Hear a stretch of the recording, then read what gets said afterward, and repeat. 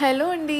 ఎలా ఉన్నారు? ఫ్లైట్ వచ్చేసి నైట్ ఉంది. సో, నా డే అనేది ఎలా జరిగిందో చూపించబోతున్నాను. లేచి ఫ్రెష్ అప్ అయిపోయి కన్నయ్యకి వంట చేసేసాను. అండ్ నెక్స్ట్ ఇంకా జిమ్‌కి వెళ్తున్నామనమాట. సో, బైక్‌లో వెళ్తున్నాము. బైక్ రైడ్ అంటే కన్నయ్యకి నాకు భలే ఇష్టము.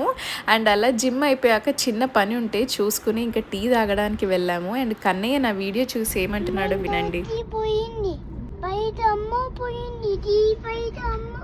ఫ్లైట్ వెళ్ళిందే చూపించు. చూపించు కన్నయ్య, చూపించు.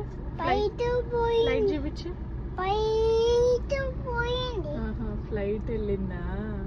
విన్నారు కదండి ఎంత క్యూట్గా చెప్పాడో కన్నయ్య. అసలు నా సింగపూర్ షార్ట్ పెట్టానన్నమాట. దాన్ని ఫోన్లో చూస్తుంటుంటే అలా అంటున్నాడు కన్నయ్య.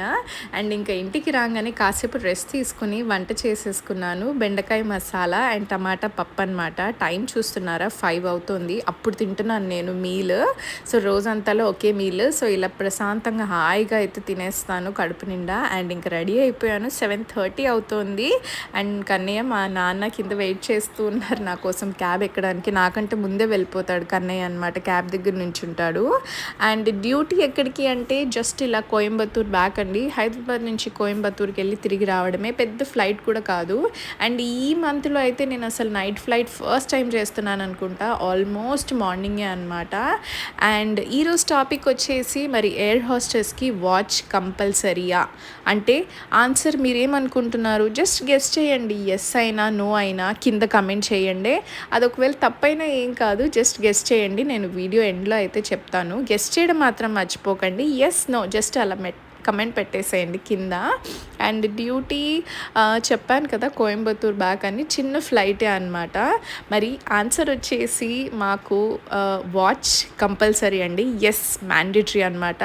సో అది పార్ట్ ఆఫ్ యూనిఫామ్ అనే చెప్పాలి. అసలు అంత ఇంపార్టెంట్ అనమాట. ఎక్స్ట్రా వాచ్ కూడా క్యారీ చేయమంటారు ఒకవేళ ఇది ఆగిపోతే పెట్టుకోవడానికి. మరి వాచ్ మ్యాండేటరీ కదా, ఏదన్నా పెట్టుకోవచ్చా అంటే అలా కాదు. అందులో కూడా చాలా ఉంటాయన్నమాట. వీళ్ళు రికమెండ్ చేసిన వాచే పెట్టుకోవాలి. అంటే డయల్ ఇంతే సైజ్ ఉండాలి, స్ట్రాప్ అదే కలర్ ఉండాలి, సెకండ్స్ వాచ్ అయితే కంపల్సరీ ఉండాలి. సో వాచ్కి కూడా పెద్ద పురాణమే ఉందండి. అండ్ ఇంకా హైదరాబాద్కి రాగానే వీడు చూడండి క్యాబ్ కోసం వెయిట్ చేస్తుంటే వీడు నా దగ్గరకు వచ్చాడనమాట. వీడికి అర్థమైపోయినట్టుంది నేను డాగ్ లవర్ అని. సో వాడిని అలా కాసేపు ప్యాంపర్ చేస్తూ ఉన్నాను. అండ్ ఇంకా తిరిగి ఇంటికి వచ్చేసరికి టైం మళ్ళీ 2 అవుతోంది.